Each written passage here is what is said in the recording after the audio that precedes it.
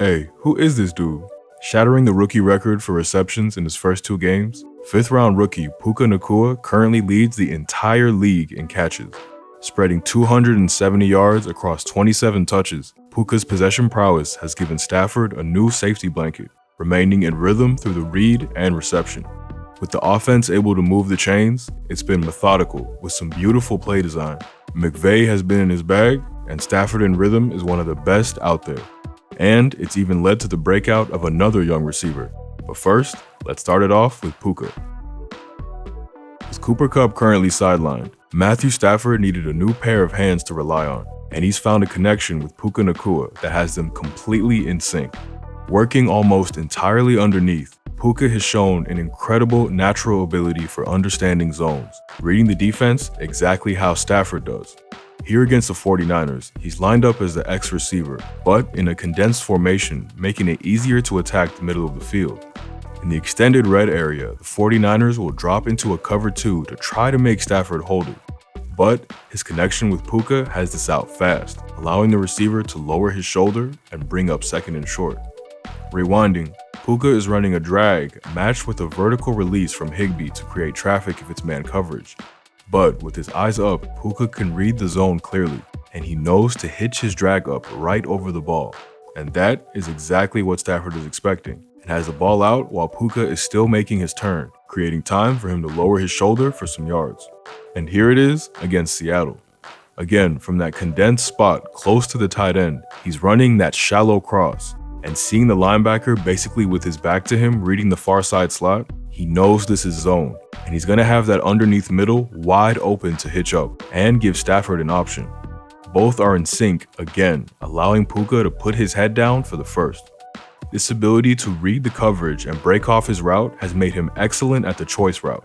Basically a 5-yard stem with multiple options based on what coverage the QB is seeing.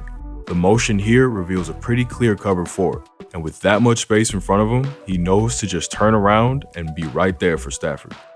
And this right here is a next level read. The corner over the stack is going to come on the blitz, and not only does Puka lay a good chip on him to help Stafford, he loses very little momentum, climbing the stem in his route to the gap in the defense. He's got another choice route here, and knowing his corner came on the blitz and using good vision, Puka knows he's seeing a 3-3 fire zone. Slight cutting to the post, but halting his momentum to find that perfect gap, once again in sync with Stafford. One of the things young receivers usually struggle with is running themselves into traffic, but Puka seems to already understand that not every part of the route needs to be run at full speed. With his corner bailing quickly, he knows this is zone, and with eyes up, spots the next closest defender is almost at the hashes. So instead of sprinting out of his in-breaker, he settles at the numbers, putting the most distance he can between him and the defense, again creating space to lower his head for the first. That's not to say he can't run hard when he needs to though. Again, from that condensed X receiver role to allow him to attack the middle of the field faster, he's running a dig route to beat Seattle's favored cover 3. He makes sure to explode out the cut to get to that window fast. And look at how early Stafford throws this one. Remember, when he's covered, he's open. Another time where you've really got to run hard is when you're faced with man coverage. Now, Puka and the Rams haven't actually seen too much of this yet, due to all the motion and movement, but there's been some nice reps when they have.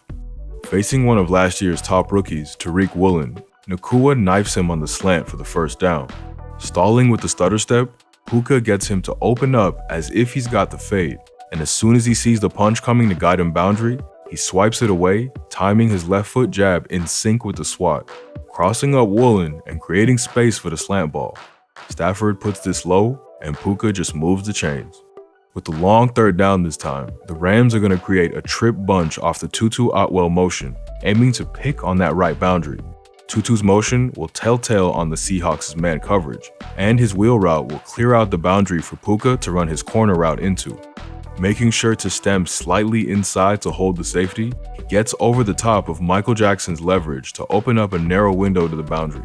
Stafford gets sandwiched, but not before he throws a dime, allowing Puka to reach high and toe tap to bring it in.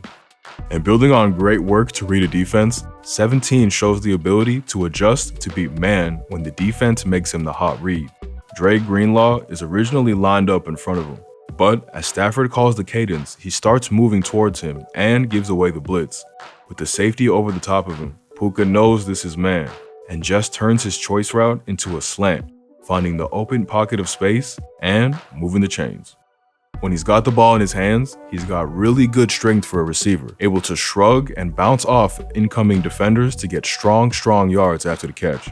Running a choice route as a backside option in this RPO, he again shows that mind meld with Stafford, drifting out of the turn and stem to find the gap. Then combining that muscle with a spin to bounce off 22, dragging his tackle attempt to the 1-yard line. And they've shown that they want to get him the ball on screens and in running situations too. Unfortunately, these have been more contained than in college. Speaking of which, time for us to shamelessly plug our Patreon. Due to some lame-ass salty staff in the volunteer state, we aren't allowed to show college tape on YouTube anymore. That's why I've had to blur out this section. But on Patreon, this segment is replaced, showing his similar reps in college. That's patreon.com/thinkingfootball.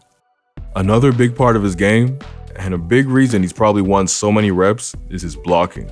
Able to effectively kick down on an end and occasionally even lead the way, he has both the attitude and strength to outmuscle opponents.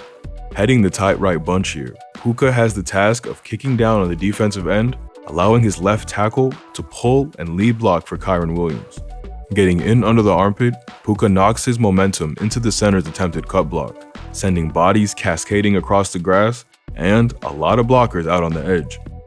Here it is with the tight end also pulling out to lead block. And again, he's sending a defensive end clean out the play. And once more here on the goal line, where he allows the Rams to get wide so quickly, the tackle can actually peel back and hit the same man to be safe. So that's how the Rams have been keeping the chains moving. But to be an effective offense in 2023, you've got to be able to generate those explosive plays. And with only 2 of 25 catches coming 15+ yards downfield, it ain't coming from Puka. Enter the lightest player in the entire league, Tutu. The sophomore out of Louisville, Tutu is the blur you've seen running so many motions, acting as Sean McVay's chess piece to stretch the field with his speed. Starting on the boundary, Tutu will motion into the bunch, using it to create a free release and traffic for his deep angled sail route. The Seahawks don't want to swap coverage, fearing a speed mismatch, but Tutu burns them through acceleration anyway, using his speed and stem angle to pick 22, creating a deep shot for Stafford to just float one up to. Using speed built up off the motion, Tutu and Stafford are able to hit spots most coaches wouldn't even dream of drawing up. Short motioning outside from a condensed formation and having both receivers run vertical to 20 yards means you're almost guaranteed a one-on-one matchup. And the wheels have Lenoir in a full sprint to keep on his hip. But those fast feet cut him quickly to the boundary, leaving the corners still running. And with a magnificent ball from Stafford, Tutu manages to secure the catch, but only gets one foot in. The sharp cuts translate to great stop routes, and Tutu will use it here, combined with his speed to freeze the safety. Knowing they're getting the box rules from quarters, hint hint, go watch our video on quarters defense, Skoranek heading the bunch will run a post. Higbee will run an out and up, and Tutu will motion for momentum, then run hard to attack the corner protecting the outside quarter. With everybody occupied by jobs from the bunch, Tutu just has to slam on the brakes, leaving him without a defender in a 5-yard radius. And as I keep saying, Stafford's on time. With his small stature and lack of mass, McVay has tended to keep him in motion or off the line to prevent jams. But with all the zone they've seen, there's been some good snaps as a straight receiver. This time, lining Tutu up in the slot on the line here, basically on the hash marks. He's got a corner route to the boundary with a clear out to try to open the space. But Lenoir reads the route distribution well and looks to have a chance to break it up. However, the pass is too precise, and Tutu shows great hands and reach to stretch out and snag the ball, controlling through the contact. A route that attacks both man and the ever-favored quarters coverage is the dig route, and Tutu and Stafford have found a connection on this one. Facing cover 1 here against Seattle, Van Jefferson's post corner will take Woolen out of action and back up the safety, leaving Atwell Kobe Bryant to attack one-on-one. Quick feet immediately steal inside leverage, and another good cut combined with a cannon arm create a chunk pickup. In the stack again, Tutu will widen with motion to create a traditional trips formation, and Van Jefferson and Puka will dive inside to take away any help, leaving Tutu and Ambry Thomas playing one-on-one. Speed forces Thomas to open up and run, and again, that sharp cut inside creates space for Stafford to fire a rocket for the reception. And we've saved the best for last. Having Tutu come in motion and release behind the receiver helps with the timing of his pseudo-scissors concept. But with this being a deep drop zone, Stafford is going to have to fire this early to throw his man open.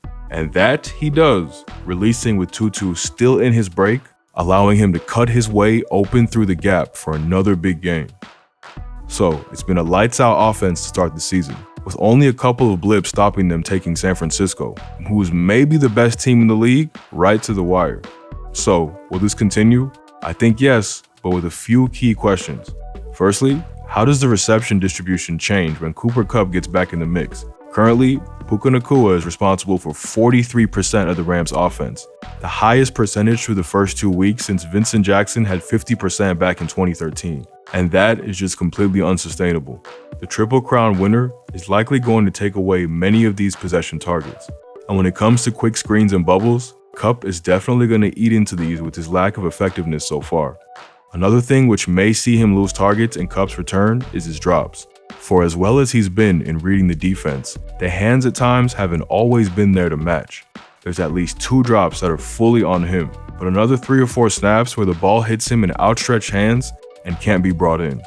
However, possession receivers are quarterbacks' best friends, and that's exactly what Puka has become with Stafford. His ability to read zone will remain incredibly valuable and still win him reps, so it's likely Van Jefferson will be the receiver left out on the sideline.